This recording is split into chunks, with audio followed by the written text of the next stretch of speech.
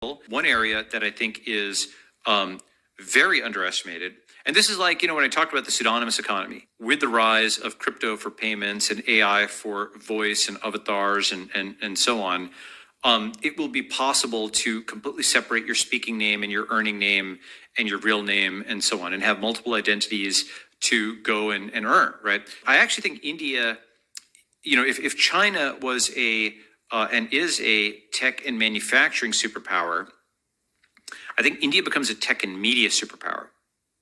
Why do I think India can become a media superpower? Well, several reasons. First is Indians have shown an ability to succeed in media in the West. There's lots of, while I'm not sure this accredits India, there's many journalists who have become journalists.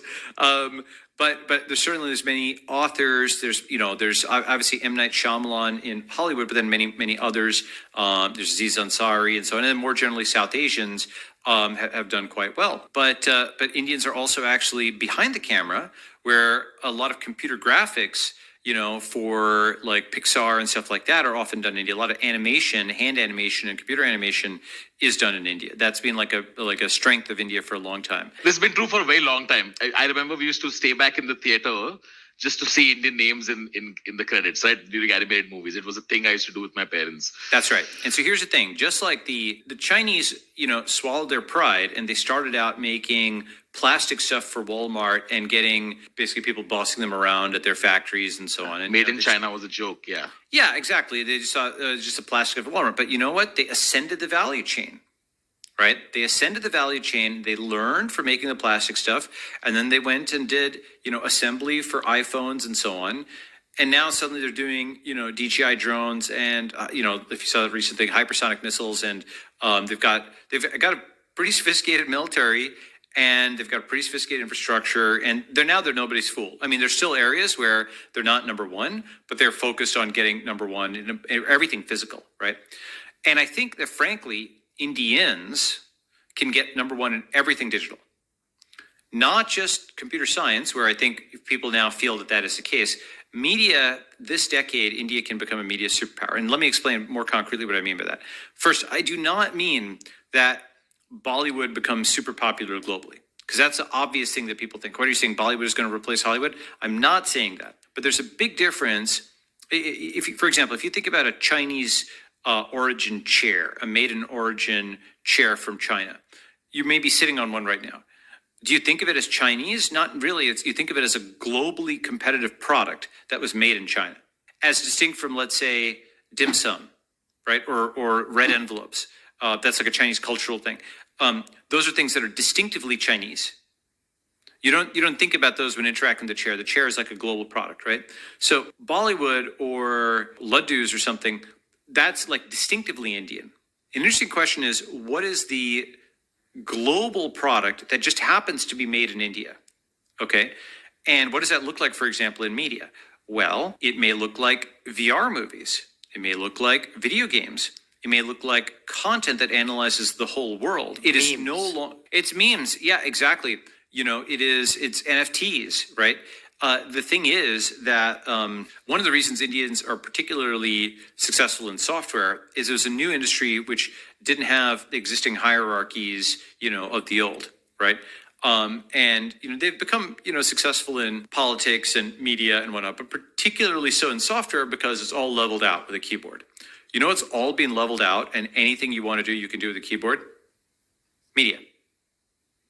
Okay? Like, basically, you used to need, we still take this for granted because I think it's still a traveling wave which hasn't fully hit, right? But you used to need Hollywood for distribution. Here's one way to kind of level set. 30 years ago, you ever heard of the Unabomber? So I think late 80s, early 90s, he sent a bunch of bombs to universities and other places. His goal was to get a manifesto published in, I think, the Washington Post and other places. And you can read that manifesto or what have you online. And he killed for the distribution. Okay? Wow. If you think about that, 30 years ago, distribution was so scarce, the Unabomber would literally go and kill people for an op-ed in the Post.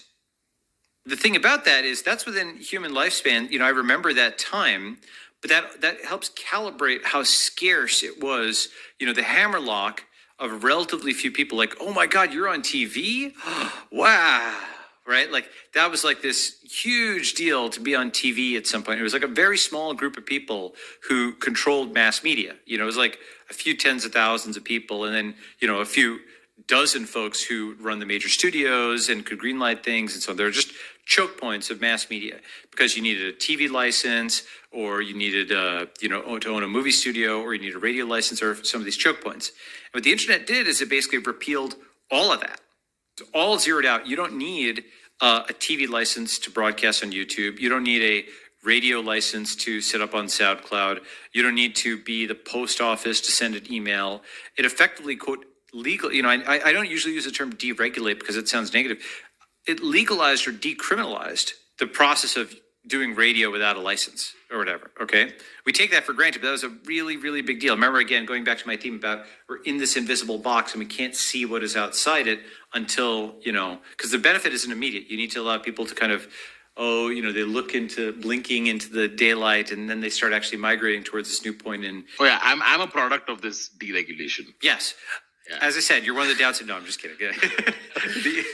No, one of the things I have your show is actually really large and really good, and actually I think it is a good sort of transitional element where it shows how competitive India can be. In fact, I'm not sure if it was Kunal Shah or somebody else who pointed out that there are all these tech companies do this arbitrage where they pile up the users in India and the money in the rest of the world, right? And that combination looks good. India's a DAO country, right? Not an ARPU country. That's why I think that's what Kunal keeps talking about. That's right. But I think that you don't actually want it to be an ARPU country necessarily, because that's a country of consumers. I think what India could level up in dramatically is as a country of producers of the back end for digital tasks. So digital outsourcing via crypto, a lot of the DAOs, a lot of those tasks are very well suited for lots of Indians doing on their phone. DAOs are very underrated in terms of, having lots of Indians on their phones doing things. You're still going to have to coordinate. You're still going to have both algorithms and humans curate the work product coming up. But lots of things can be potentially converted into digital assembly line like things. Actually, we're seeing that right now with the Super Team DAO, right, Akshay? I think Indian talent just needs to recalibrate what content they make about what content that can help them actually capture some value of what they do, as opposed to making content for themselves, which is what most of them are doing. A lot of them are chasing likes, but they should be chasing crypto. Yeah. Well, so what's interesting is you can put them together where you go from internet influencer to crypto creator. The difference being, as a crypto creator, you have property rights on your content. You have the private keys. Basically, if you don't own the private keys, you don't really own your social media account. You essentially have conditional access to something which you could get deplatformed from. With Trump getting deplatformed from Twitter, whatever else you think about that, future historians will look at that as a moment where, quote, the most powerful man in the world wasn't even the most powerful man in his own country. So it shows that like the world is sort of destabilized right now in a way that we don't fully understand. It's kind of like it's in a transitional state where it still has the form of the old, but not yet the form of the new. But second, to the specific point, it shows that your account is not yours. And all these, account takedowns, I mean, again, even like outside of Twitter or politics, like, the YouTube demonetization, it's just like this blue nose censorship-y kind of thing, right? So to truly be a creator, you have to be a crypto creator, not an internet influencer. In fact, the gap between them is the gap of digital property rights.